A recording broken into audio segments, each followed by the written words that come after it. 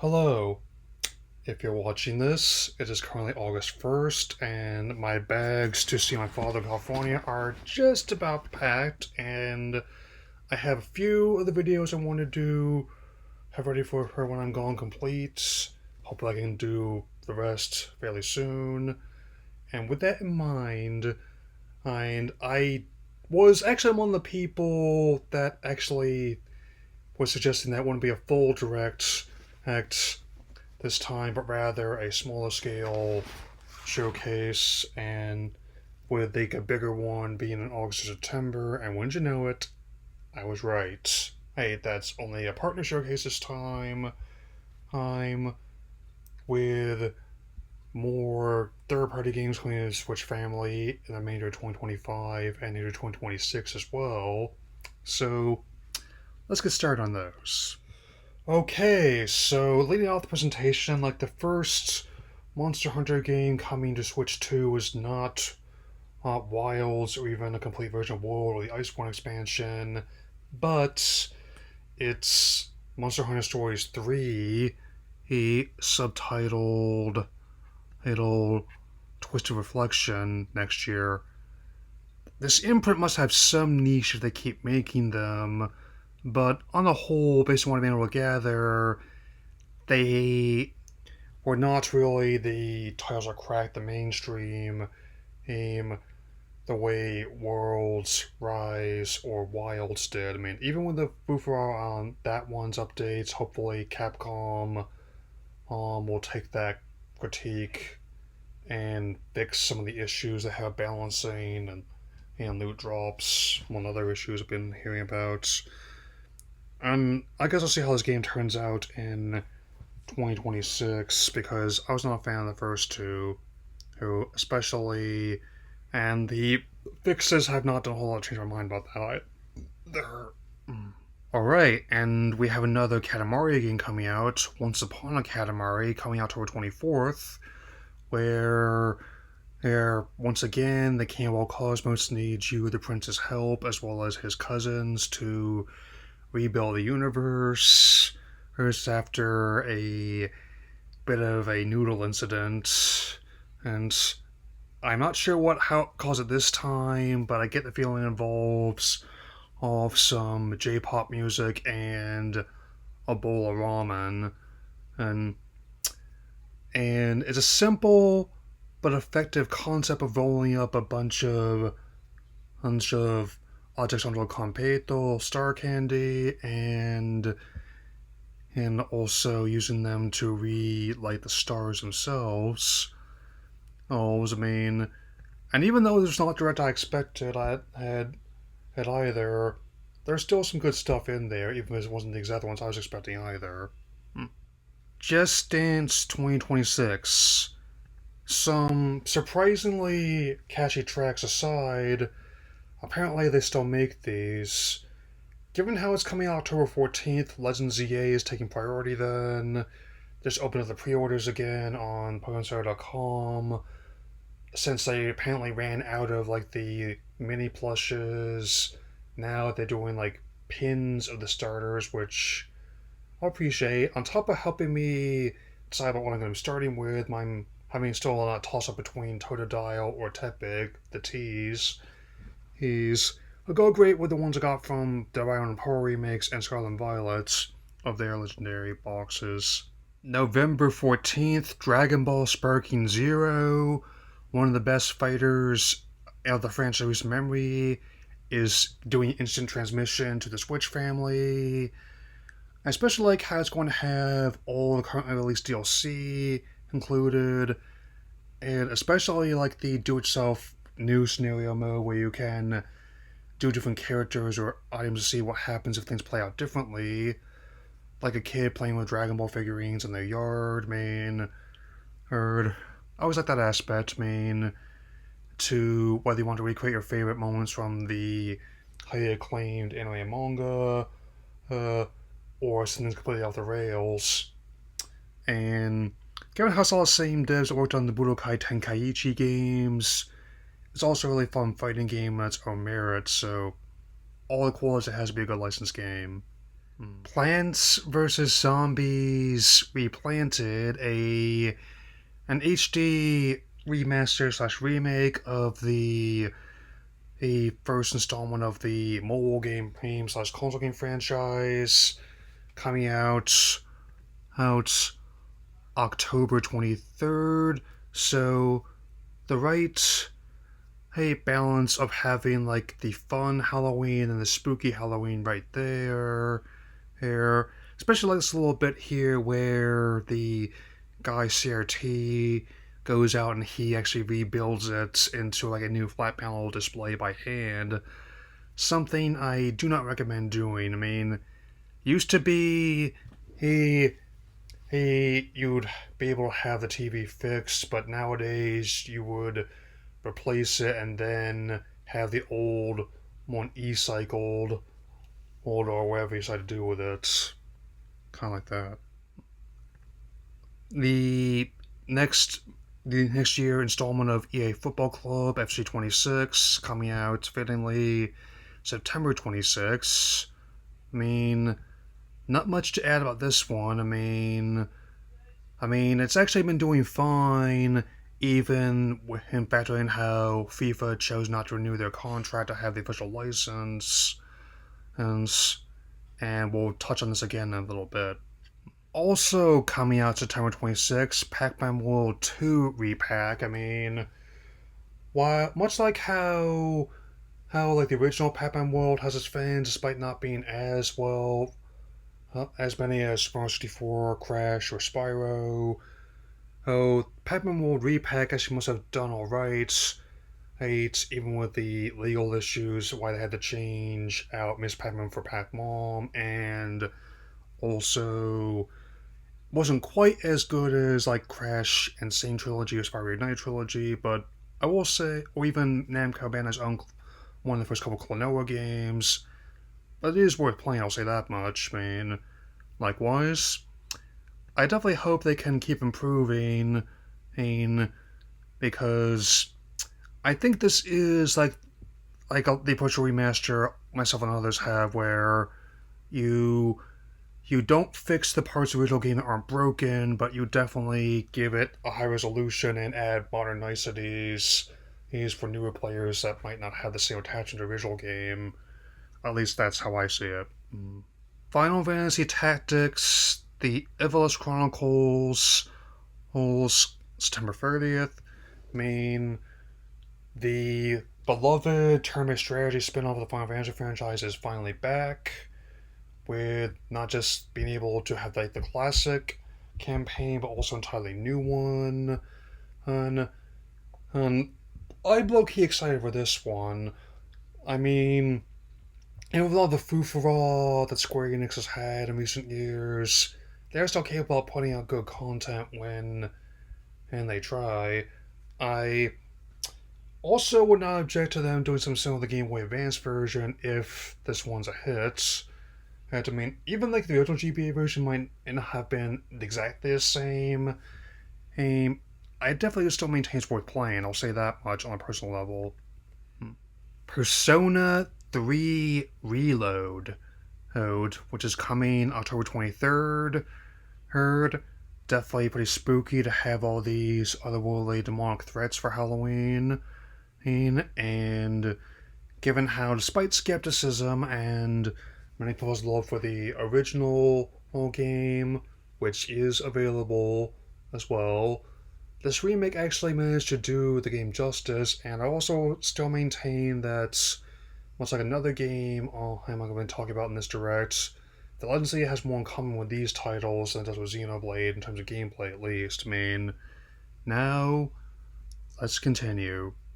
Okay, this winter, Hyrule Warriors Age of Imprisonment, and the upcoming canonical sequel to Hyrule Warriors Age of Calamity. I would not just switch to update for that either.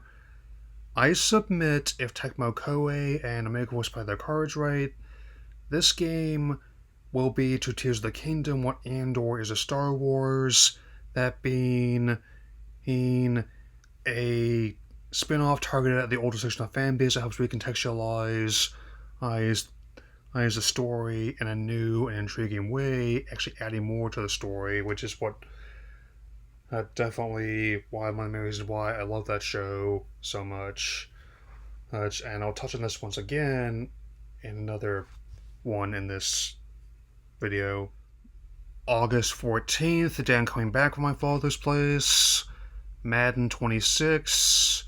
And given the reception to the recent installments, and it's been nearly 20 years since the exclusivity deal was signed, I'm honestly hoping the NFL doesn't renew their contracts with EA, like with how FIFA and the NCAA didn't, to let someone else have a go with the sport. I mean, basically, it would mean that anyone who would want to make a game about American football, and this league in particular, would be able to if they paid them, of course, or the other way around.